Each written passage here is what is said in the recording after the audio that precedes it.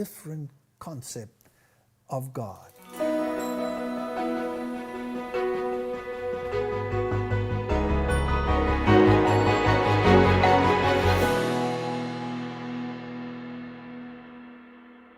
My biggest problem is deception.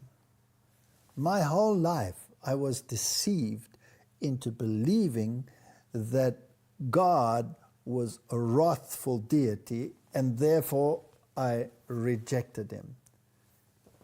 But just a simple look at the cross with a right understanding would negate these ideas altogether.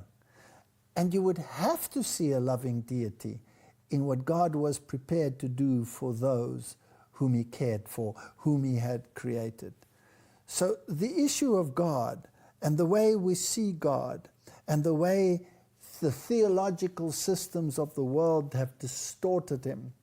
If you look at paganism, for example, had to bring human sacrifices. You had to appease the wrath of this deity. Whereas the Bible is so different. Come unto me, all ye who are weary and heavy laden, and I will give you rest. This is a gentle deity. If you look at the great deities out there, and if you look at the stories and the folklore associated with these deities, then there's always the stern side of the deity. For example, in Eastern mythology, you also have the story of the lost son, the prodigal son.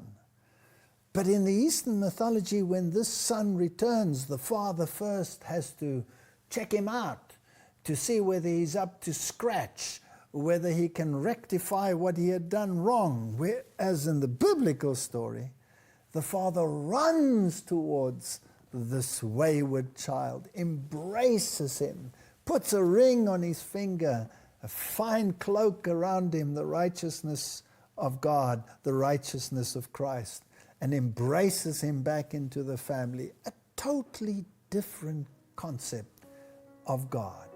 Who is going to set the record straight?